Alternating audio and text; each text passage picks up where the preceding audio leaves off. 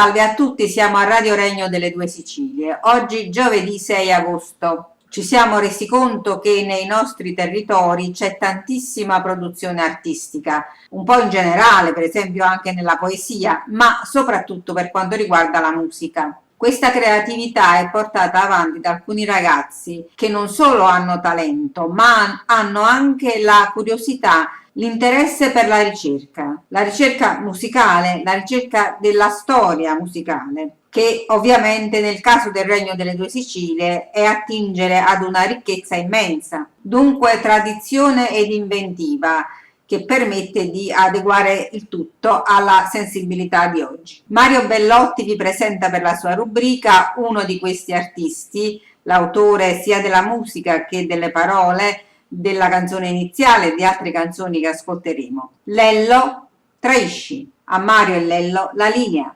Grazie Lucia, ed eccoci qui per la seconda volta con la rubrica Conosci te stesso.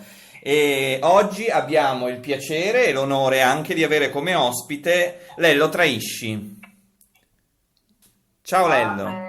Salve, buonasera a tutti gli operatori della radio e anche a chi ci ascolta. Buonasera. Buonasera a te. Allora, è veramente un piacere averti qua e sono tante le cose che vogliamo sapere perché ti conosciamo. Conosciamo il tuo lavoro di musicista, però vogliamo sapere un po' di più di te, vogliamo sapere come nasce la tua passione per la musica, come nasce in particolare quella per il folklore, per la musica che hai, il genere di musica che hai scelto. Se vuoi raccontarci un po'. Certo, allora prima di tutto diciamo che sono contento, è un grande piacere a ricevere questa intervista da voi, perché io poi vi seguo, mi fa piacere che siete anche voi a seguire me. Allora, la passione per la musica popolare nasce da piccolo, in quanto mi è stata inculcata dai miei genitori che sin da piccolo mi portavano a vedere i concerti di alcuni gruppi che erano tipo quello della Nuova Compagnia Canto Popolare, quando ancora anticamente ci stava Peppe Concetta Barra, quindi proprio le origini della Nuova Compagnia Canto Popolare, quando mi portavano a vedere i concerti di Eugenio ed Edoardo Bennato. All'epoca c'erano anche altri gruppi minori che si chiamavano come Censi, che poi ho avuto il piacere di suonare con Marcello Colasurdo per molti anni, a parte che ho avuto il piacere di incontrare anche Fausto Vetere della Nuova Compagnia di Canto Popolare, di conoscerli quasi tutti quanti e di aver fatto delle collaborazioni, con tutto che io sono molto più giovane e io mi reputo ancora uno che sta alle prime armi, che studia, anche perché la musica popolare, questo genere, sembra un genere semplice, schietto, di facile apprendimento, però alle spalle c'ha una forma mentis, una cultura e uno studio che veramente è enorme. Eh sì, ed è veramente importante, come dire, la formazione da piccolo che hai avuto, anche la possibilità di incontrare e di collaborare con qualcuno di questi grandi musicisti. Sì, diciamo che io lo dico molto schiettamente, non mi voglio nascondere a fare l'artista che è bravo, che per meriti, no, io ho avuto molta fortuna perché è stata un'escalation di cose che da quando nasce cosa ho avuto quindi l'occasione di collaborare, di lavorare, di avere dei pezzi che sono stati cantati da alcuni artisti, come ultimamente Pietramonte Corvino mi ha fatto il piacere, mi ha fatto questo regalo di cantare uno dei miei ultimi pezzi che è dedicato alla madre terra.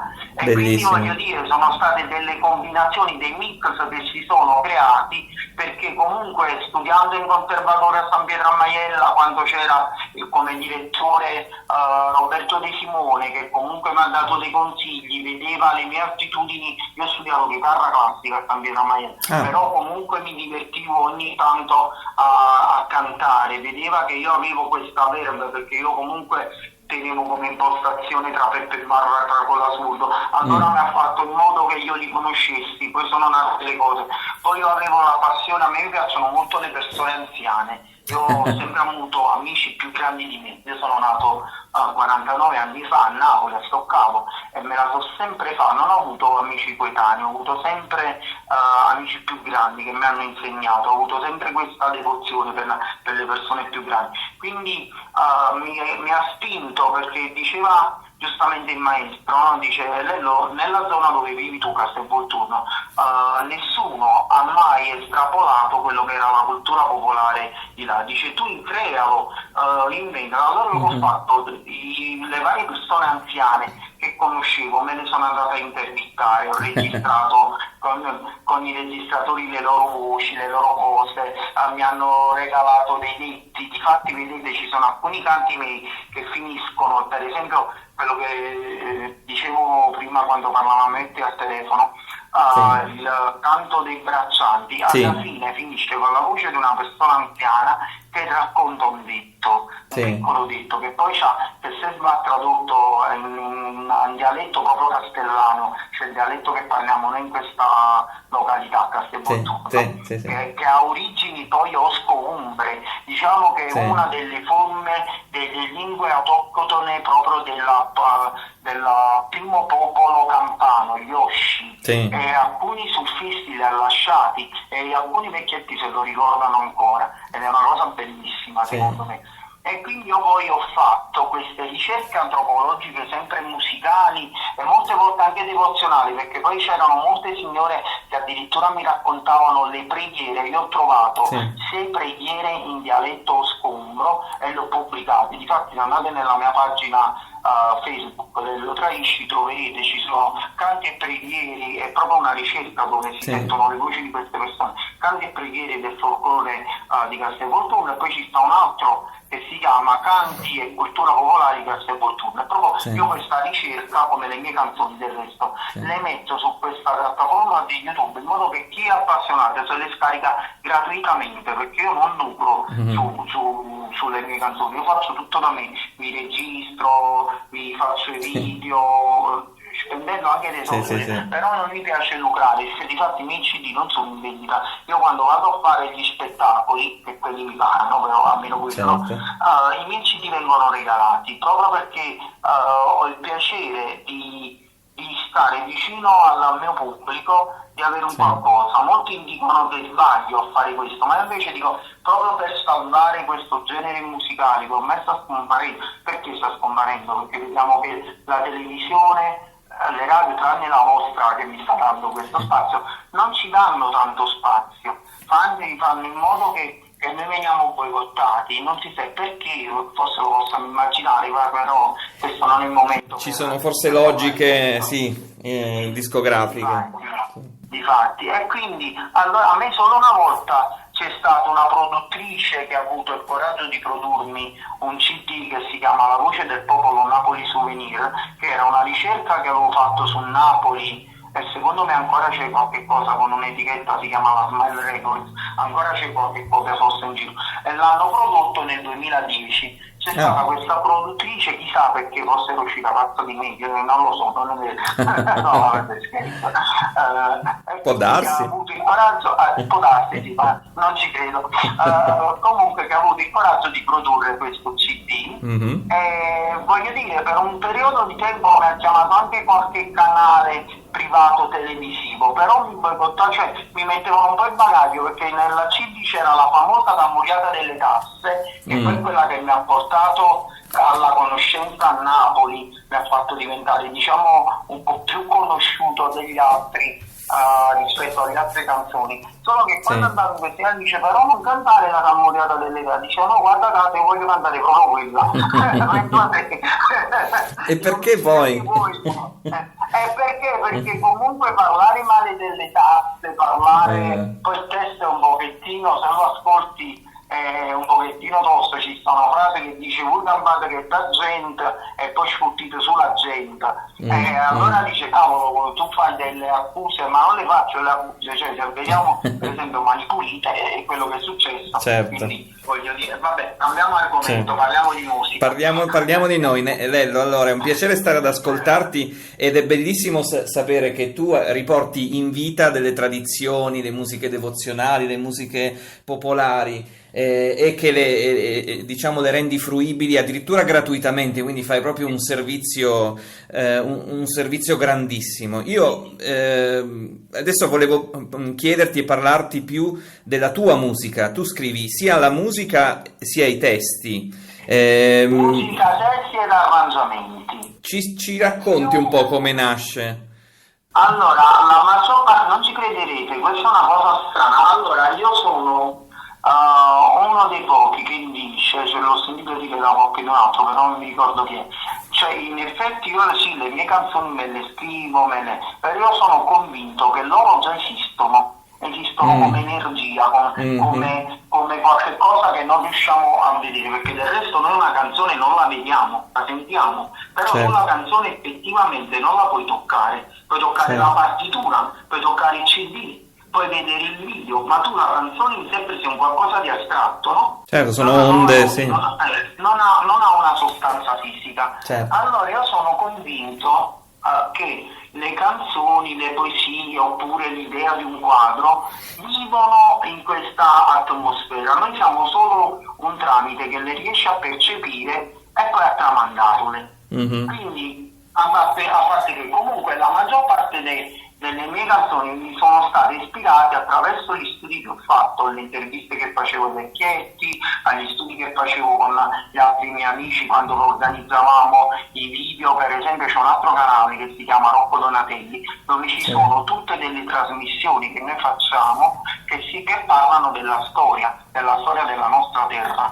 Quindi io sono partito dagli Osci al giorno d'oggi fino a oggi, e non ci sono io ho fatto solo la ricerca, ho dato il testo, poi ci sono delle altre persone che le narrano e su questi canali YouTube si possono, e l'abbiamo fatto soprattutto in questo periodo di lockdown, perché c'è gente che, per esempio, molti artisti si mettevano a cantare, a fare, a dire, a me non mi è piaciuto. Io ho lasciato proprio un'intervista video mia che ho fatto, ho detto ragazzi, per parlare ai fan, no? Alle persone che ci seguono, dico, a me non mi va di mettermi a esibirmi avanti a Facebook o queste cose, perché penso comunque alle famiglie che soffrono, che hanno avuto tutte le perdite che abbiamo avuto, no? Per colpa di questo, quindi non mi andava di cantare. Difatti ho fatto proprio 2 mesi di silenzio, però contemporaneamente insieme ad altri amici miei abbiamo creato queste trasmissioni che si chiamava La storia della nostra terra, e siamo partiti dagli Osci fino al 760, perché secondo me poi là finisce la storia del meridione con quella data, e abbiamo parlato della musica che c'era in quegli anni, quindi abbiamo toccato tutte le fasce. E quindi tornando a noi, tu intendi 1860 o hai detto 1760? No, perché noi in effetti la storia musicale l'abbiamo fermata nel 1707, perché anche prima, quando ci sono state alcune colonizzazioni che abbiamo avuto, avevano importato di prepotenza la cultura francese, no? Questo l'abbiamo visto, e anche spagnola. Allora, fin quando abbiamo avuto quella spagnola, diciamo che loro aiutavano anche a incrementare quella nostra nostrana. Invece quando abbiamo avuto proprio la dominazione, diciamo, quella francofona, no? Quella francese, più o meno a noi ci hanno chissà, difatti ci sta un periodo che noi non riusciamo a trovare traccia più di cose nostre. E di che periodo si tratta? Il periodo angioino?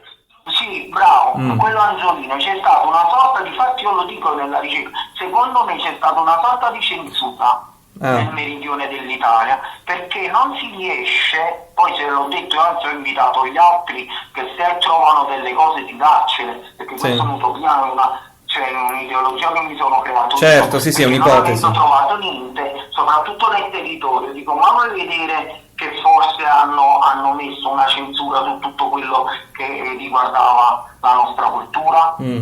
Perché diciamo contestualmente si trovano brani, musiche di altre parti d'Europa, diciamo, in quel periodo. Ma soprattutto francese, addirittura quando Carlo Arangiò venne a Napoli, ci portò un compositore suo francese che faceva fare a tutto lui, che addirittura scrisse le geste dei Napoli, che però lo portò a termine, che ora non mi sovviene il nome di questo, e lui se lo portava ovunque e imponeva questo compositore francese in ogni parte dove lui andava.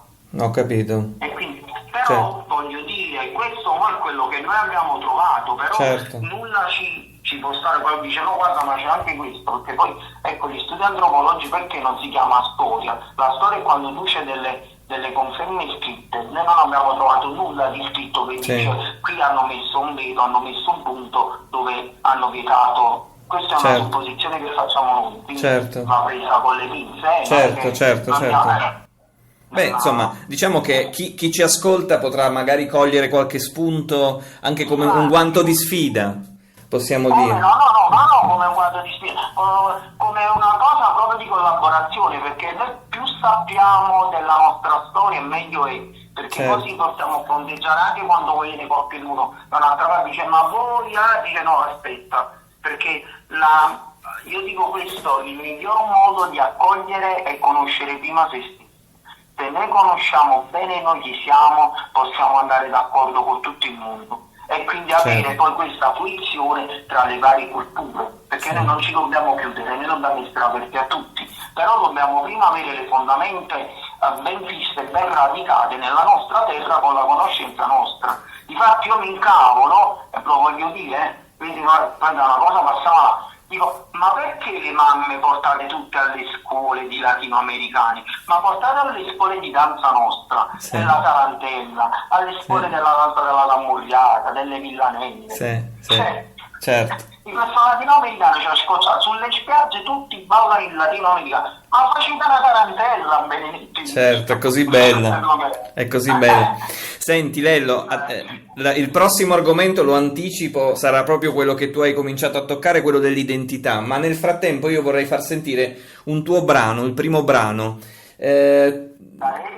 E io ho pensato al Canto dei Braccianti, se tu sei d'accordo. Ecco, bellissimo. Allora, quello è io ci tengo a quello perché è sentito, siamo tre voci, le voglio citare, ci sto io, la voce più brutta è la mia, lei lo tradisce. Poi c'è un carissimo amico che fa una vocina sotto che si chiama Lello Salato, un carissimo collaboratore mio che forse è uno dei più vecchi che collabora con me, Sì. è un bravo cantante e anche bravo mandolinista.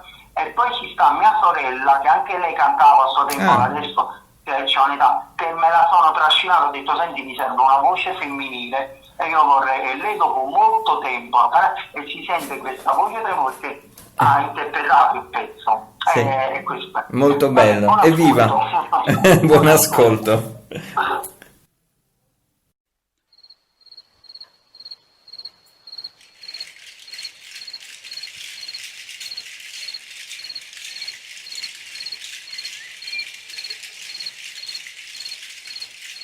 Tra fiume e mare, tra fiume e mare, noi cantiamo o popolare. Tra fiume e mare, tra fiume e mare, noi cantiamo o popolare. In dassi terra noi faticammo, se me panica noi semmanammo. Tra fiume e mare, tra fiume e mare, noi cantiamo o popolare. Arrive summa, cantava all'era, nara vannara, ca faticava. Tra fiume e mare, tra fiume e mare, noi cantiamo o popolare. E pastoriella, rinda si terra portava pascere le pecorella tra ciume e mare, tra ciume e mare, noi cantammo o popolare tra ciume e mare, tra ciume e mare, noi cantammo o popolare tra ciume e mare, tra ciume e mare, noi cantammo o popolare tra ciume e mare, tra ciume e mare. Predica per le forze, predica finché pozzi. Se non pozzi più, scendi e sali tu. Eccoci qua, bellissimo questo brano.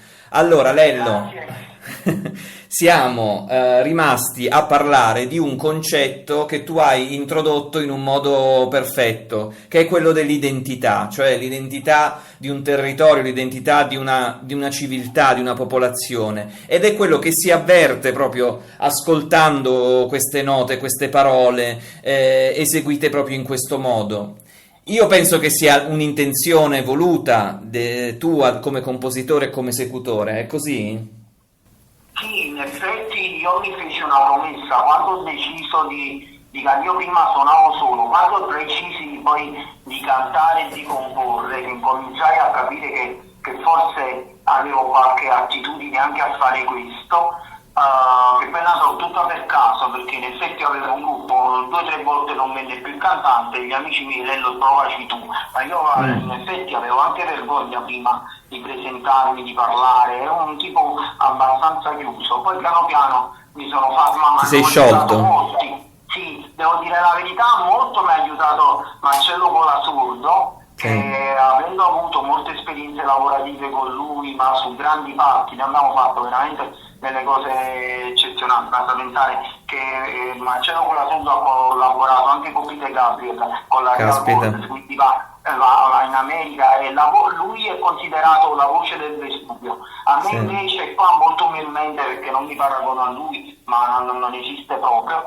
molto umilmente io sono stato paragonato, mi hanno denominato la voce del Volturno, ma per il semplice fatto perché nessuno mai prima di me ha avuto l'intenzione di comporre musica che parlasse della storia e della bellezza naturale e storica, lo ripeto, di questo territorio, che è la terra di lavoro, che poi parlare di terra di lavoro è molto esteso, ma io comunque mi occupo, diciamo, della località del Basso Volturno, cioè tutta quella che parte da Capua, la Capris, quella la storica, di Federico II, Giorgio di Annibale e tutto così, e a finire a Castel Volturno, dove c'è la Foce, e infatti se avete ascoltato bene la canzone prima, tra ciume e mare, noi cantammo popolare, cioè perché questo popolo che si divideva tra i lavori della campagna, tra i lavori di fiume e tra i lavori dei mari. Infatti il mio prossimo brano che stiamo lavorando adesso, poi magari appena lo faccio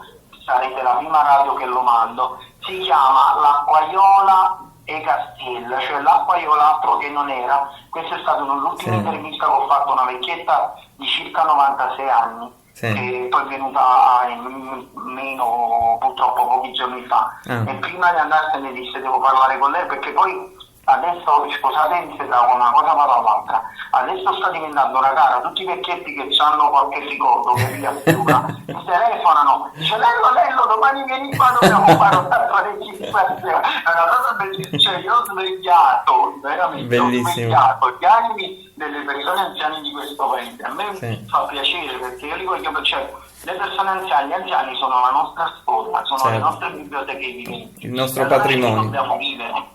ce li dobbiamo tenere cari, ce li dobbiamo abbracciare, non li dobbiamo chiudere in una misera camera d'ospizio perché non ne possiamo tenere più, ce li dobbiamo tenere con noi, ce li dobbiamo vivere, ce li dobbiamo godere. Gli anziani sono una ricchezza, non devono essere un problema, soprattutto noi che andiamo in vacanza, portiamoci i nonni con noi. Certo. Forse dico questo perché tra poco diventano nonni, non lo so. No, non è vero.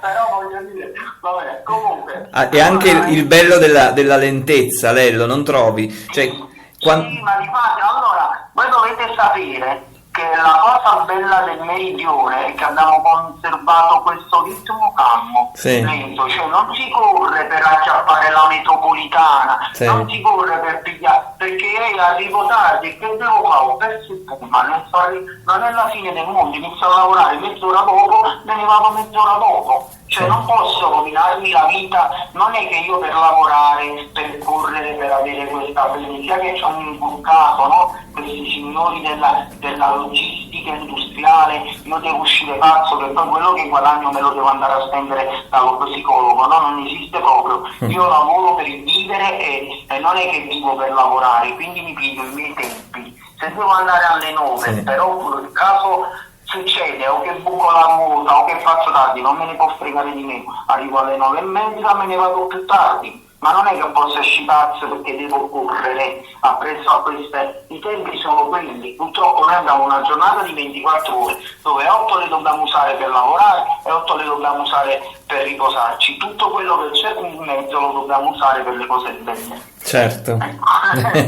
Quindi, dicevo, la mia musica parla prettamente di questo luogo che io adoro, che l'ho scelto perché poi a Castelvolturno si trova distante da Napoli a 45 km, però io l'ho scelto, ci sono venuto e quando la TV ne parla sempre male, i telegiornali fanno vedere tutte le strutture possibili e immaginabili, io vi assicuro che qua si vive una vita tranquilla, serena, non a caso io c'ho il mio studio di registrazione qui, ho le mie ricerche le faccio qui, anche le mie vacanze, non me ne vado da nessuna parte, ho deciso di rimanermene qui a casa, quindi tranquillamente me ne vado nel mio splendido Sul litorale. paese, in Seneca è ancora bello pulito e limpido, abbiamo avuto anche la bandiera dalla colletta azzurra, quindi voglio dire, se ogni tanto si vede pure qualche delfino, quindi siamo ben piazzati anche su questo. Riscoprire anche questo. La mia musica parla di questo territorio, delle storie di questo territorio, perché io ogni volta che vedo che escono cantanti che per farsi strada devono denigrare la mia terra, è facile fare un rap, che poi non voglio dire se è bello, se è brutto, se è musica o no, non parlo di questo, sono anche loro colleghi, devono fare anche il loro lavoro, però è brutto vedere un rappista, questi ragazzi che vanno sul palco e ti sparano 3.000 parole al secondo parlando solo di droga, di amore, di spazzatura, ma porca miseria, ma noi teniamo tante cose belle, ma è possibile che non siete capaci di vederle? Vedete solo la droga, spazzatura, le che miseria, cioè sono bravi, poi alla fine si vedono, no? Fanno sempre tutti una brutta fine, perché comunque essendo tetri, attirandosi queste energie negative, perché quando si parla di brutto, mettiamocelo in testa, noi ci attiriamo energie negative, no? Come quello che dice stai attento che cadi, poi vedi che cade, cioè ce l'abbiamo proprio tirata. Ce lo siamo chiamata. Sì. Allora parliamo del bello, incominciamo ad affezionarci al bello, teniamo un'unica cosa bella, una sola, in mezzo a me, parliamo di quello. Certo. Magari da una diventano due, voglio dire. Certo. È per questo che fu il motivo, anche perché mi dava fastidio, io cliccavo, facevo Castelvolturno, su internet uscivano tutte le cose più brutte possibili e immaginabili, mi cominciavo a tirare, dissi no, io devo fare in modo che quando si chatta questa parola, questo nome di questo paese, devono uscire anche le cose belle. Infatti, dopo un po' di tempo, dopo anni, adesso quando esce pure la Tamburia delle Culture, che fa vedere tutti i lati del fiume nostro, fa vedere la Notte Sant'Antuono, che per esempio è il mito dei Bontani di Macerata Campania, un altro paesino che sta vicino un po' più sopra, nel Casertano, che conservano il rito dedicato anticamente a Prometeo, del fuoco, che adesso invece è dedicato a Sant'Antonio, no? Sappiamo quando c'è stata la diciamo, il passaggio dalla religione pagana a quella cattolica cristiana. Sì. Tutti i dei che erano pagani poi sono diventati santi cristiani cattolici, quindi hanno tolto Prometeo e l'hanno fatto, e hanno convertiti, però, diciamo.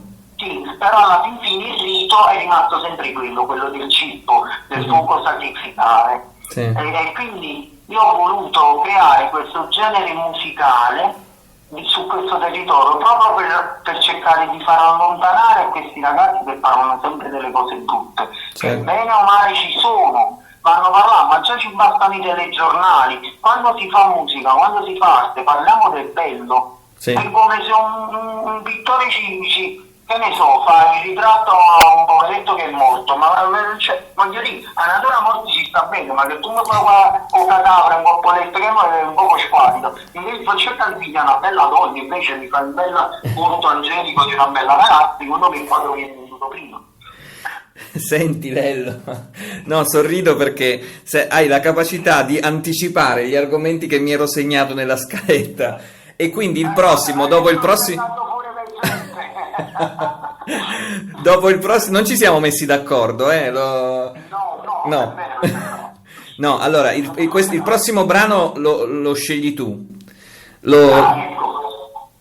Allora, diciamo che il prossimo brano è quello che io sento più mio, la Camorriata del Volturno. Bene. Perché c'è una frase bellissima che ogni volta quando la faccio ci sono i miei musici che mi divertono, che stanno potersi ispirare, mi dice lei non incomincia a rompere i commenti sopra palco.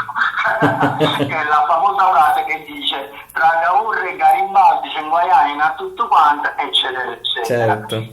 La sento mia perché parla un poco della storia di questo paese, di questo fiume che ha visto scorrere secoli di storia, ne ha viste proprio di tutti i colori, veramente. Sì. E nonostante tutto lui continua a passare per le terre di lavoro e continua a irrigare i nostri campi, dove poi ci sta la maggior parte del nostro raccolto di quello che poi ci portiamo pure, perché poi cosa strana, noi importiamo molta frutta dal nord, però non sappiamo che noi poi esportiamo mai i prodotti nostri di terra di lavoro del meridione dell'Italia, li esportiamo addirittura in America, voglio dire, vedi che cosa quando poi basterebbe mangiare a chilometro zero e sarebbe ancora meglio. Sicuramente. E quindi vi dedico la mia Tamurriata del Volturno. La Tamurriata del Volturno, a voi.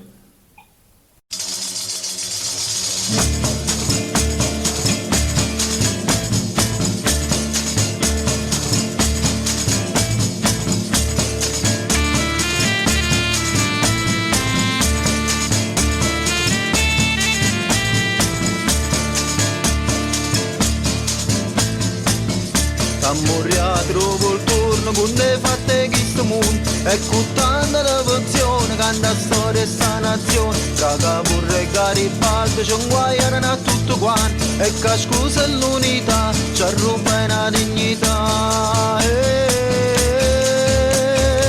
Suona tambure,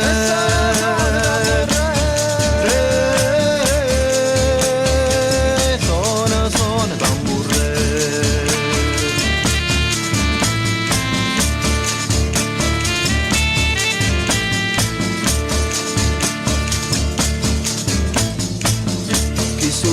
Scorre chiara, rinde terra graversana, e passando po' castiella, mora a mare poveriel, in de terra do lavoro, chi su ciumma valore, in de terra la paura, corro ciumma accenna all'ora,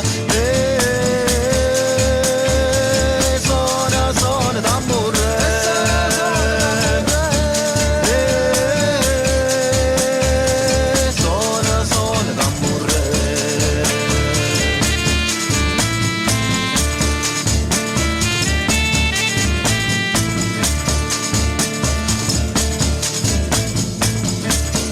Morra sonagliere, noi cantiamo e stiamo all'aria, e che volte macerate stanno date, si è schiarate, Tamurriato del Volturno, c'è da gente tutto il mondo, noi cantiamo sta canzone, per aiutare la popolazione. Suona Tamurriato.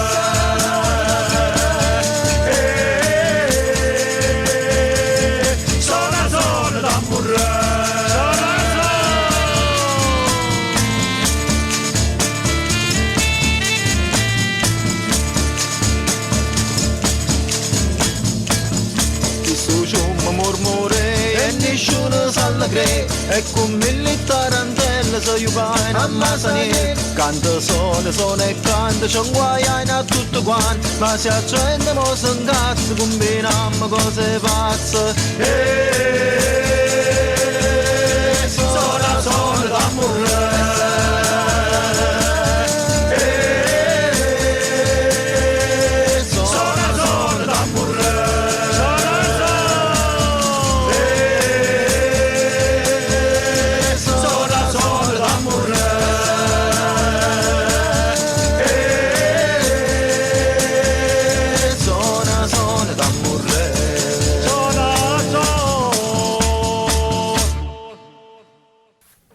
Ed eccola la Tammurriata del Volturno. L'abbiamo sentita con i suoi ritmi, con le sue parole che sono di denuncia e di riscatto, possiamo dire così, Lello? Sì, ma soprattutto di riscatto, non di rinuncia. Noi non dobbiamo denuncia. Sì, denuncia. denuncia, Sì. non ho capito No, perdono. Denuncia, soprattutto una denuncia per quello che abbiamo subito con l'unità di questa nazione, non ho manco la voglia di chiamarla per nome, e quindi sì, e soprattutto di riscatto, perché ce la possiamo fare, io ci credo, io penso che lo vedremo, un Sud che diventerà la locomotiva di questa pseudo-nazione. Tu parlavi prima di un riscatto che passa attraverso la bellezza, cioè riconoscere le cose belle che abbiamo intorno e di moltiplicarle, quindi non concentrarsi sulle cose brutte ripetendole in continuazione. Dicevi così, giusto? Sì, giusto, sì, ma è ovvio perché se noi battiamo un ferro rovente, ma alla fine non potrà mai cambiare niente, noi invece dobbiamo puntare sulle cose. Scusate, ma quando un'azienda automobilistica vede che fa 10 tipi di macchina e poi vede che una sola spacca, vende, ma che fa? Le altre 9 le accantona e porta avanti quella che vende. Ma per noi perché non dobbiamo